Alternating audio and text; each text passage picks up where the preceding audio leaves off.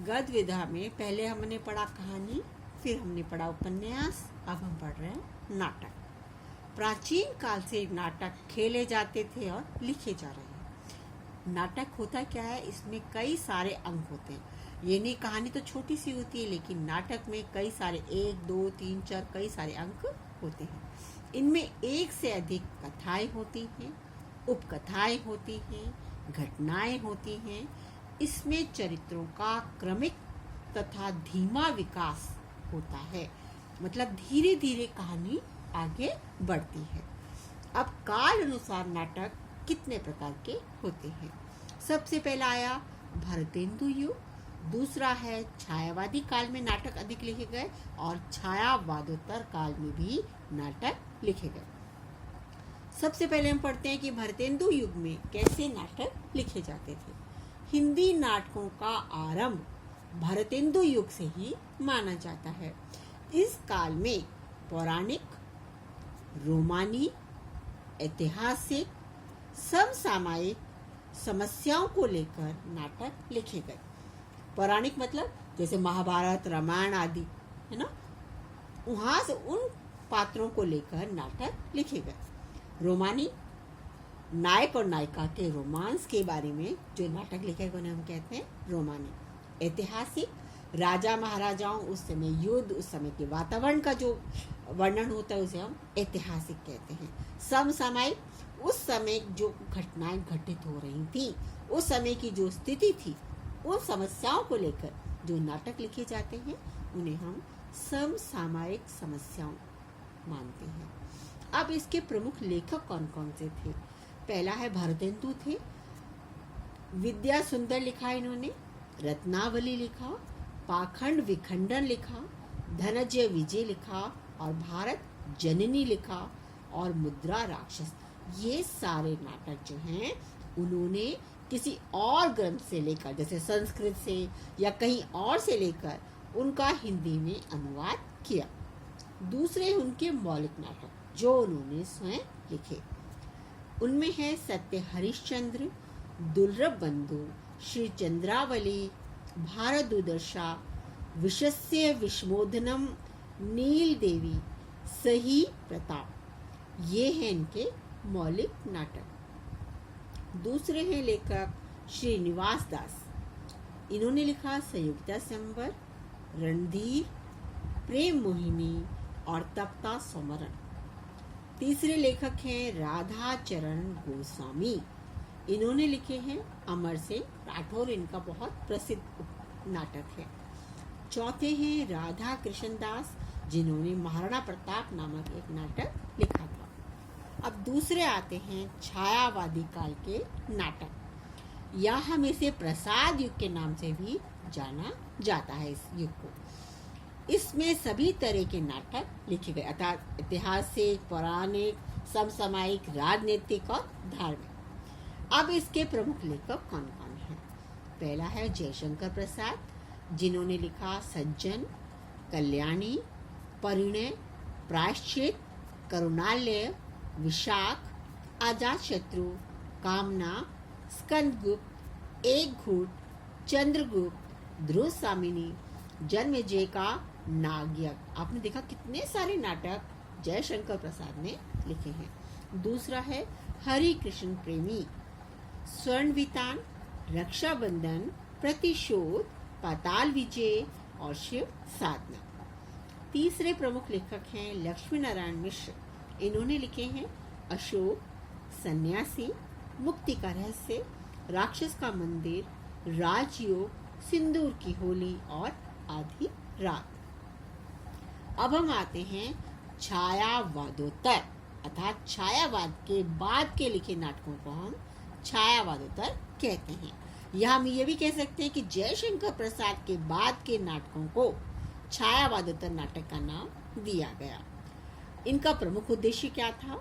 नाटकों के माध्यम से उस समस्याओं का चित्रण किया गया। जो समय राजनीतिक स्थिति थी, आर्थिक स्थिति थी, सामाजिक स्थिति में समस्याएं आ रही थी, उनको केंद्र मानकर नाटक लिखे गए। दूसरा है राजनीतिक चेतना को जागरण करने के लिए और उनका सफल अंकन करने के लिए ये नाटक लिखे गए। तीसरा है वर्ण व्यवस्था, सामाजिक में आ जाता है वर्ण व्यवस्था, नारी जागरण, अनमेल विवाह। अनमेल मतलब जो लड़का बड़ा हो और लड़की छोटी, उसे कहते हैं अनमेल। जैसे एक 50 का दूसरा 25 का, तो इस विवाह को हम अनमेल विवाह कहते हैं। विधवा विवाह, साधुओं का पाखंड और भाषणों का परिचय, मानवीय त्रासदी, इन सब को लेकर नाटक लिखे गए। स्वतंत्र भारत में अब जब देश आजाद हो गया तो उस समय जो भ्रष्टाचार के भाव थे उनको केंद्र मानकर नाटक लिखे गए। पांचवा था पीढ़ीगत संघर्ष, पुरानी पीढ़ी और नई पीढ़ी में जो उनके विचारों में, उनके भावों में जो अंतर था, उसको केंद्र मानकर जो नाटक लिखे गए थे वो भी छायावदत्त काल में लिखे गए। अब इसके प्रमुख लेखक हैं विष्णु प्रभाकर, जगदीश चंद्र माथुर, धर्मवीर, मोहन राकेश और हरिकृष्ण प्रेमी। अब हम आते हैं चौथा नाटकों में।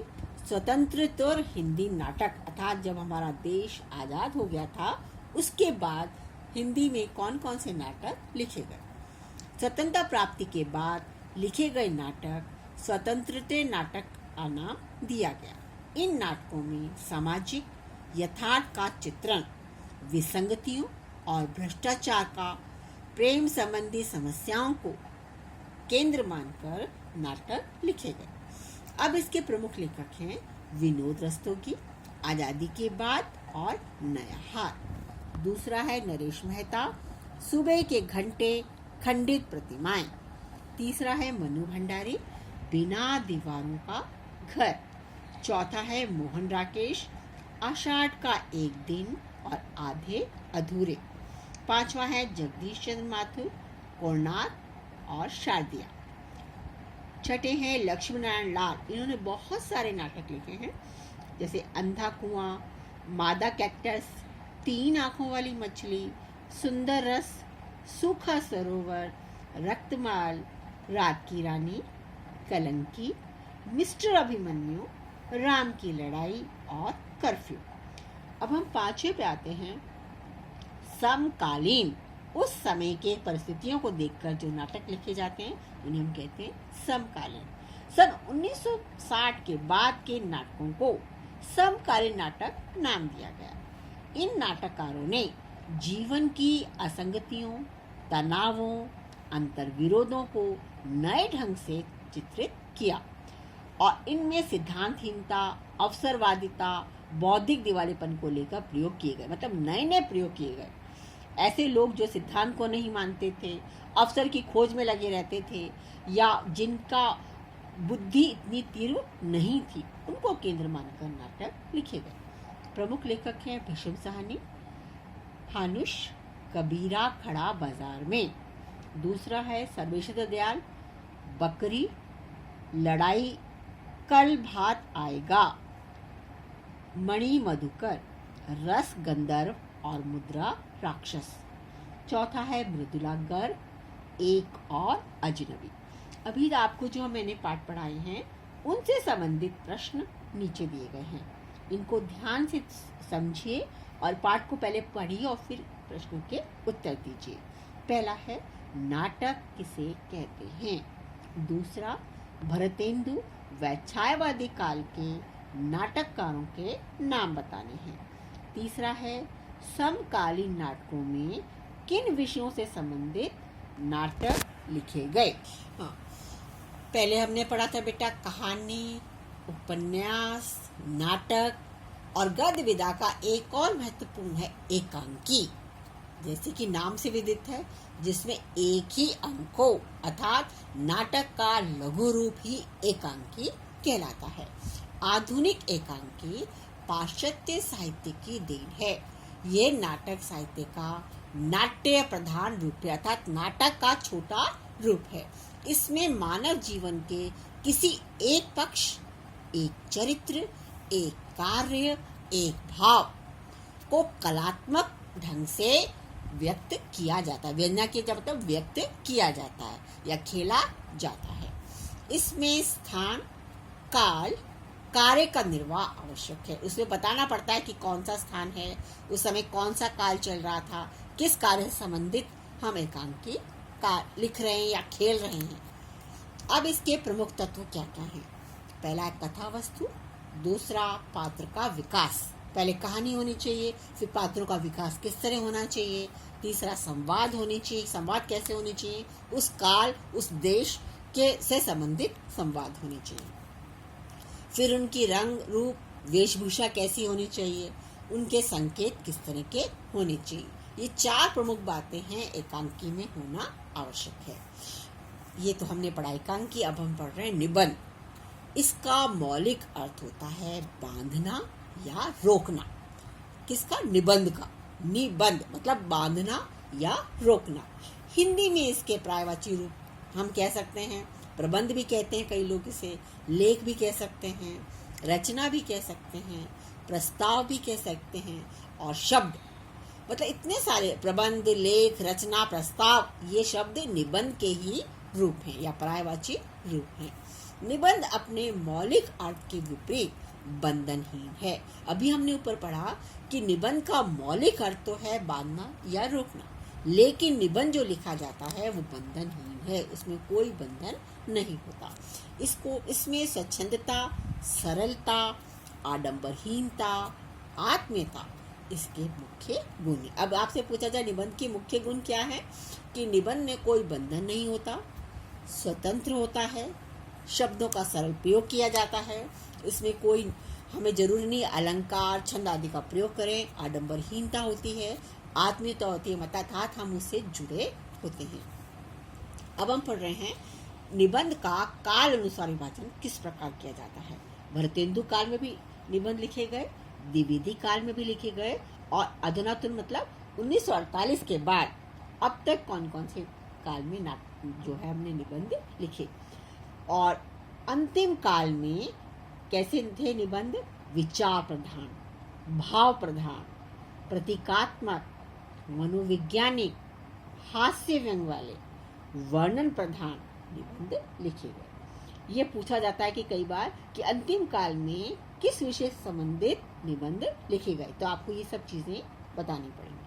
अगला है रेखा चित्र किसे कहते हैं। ये छोटे छोटे आते हैं, एकांकी किसे कहते हैं, निबंध किसे कहते हैं, या रेखा चित्र किसे कहते हैं। जिस प्रकार कोई चित्रकार थोड़ी सी रेखाओं के द्वारा सजीव चित्र बना लेता है, उसी प्रकार साहित्य में थोड़े से शब्दों में किसी वस्तु या घटना का चित्रण करना ही रेखा चित्र कहलाता है।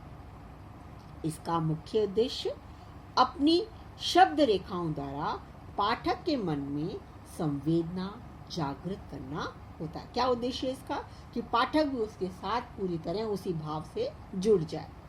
एक ही वस्तु या घटना या चरित्र, रेखा चित्र में ये सारी चीजें नहीं होती, सिर्फ एक वस्तु ले लीजिए, चाहे घटना ले लीजिए या एक चरित्र ले लीजिए, जिससे संबंधित प्रमुख विशेषताओं को उभारा जाता है।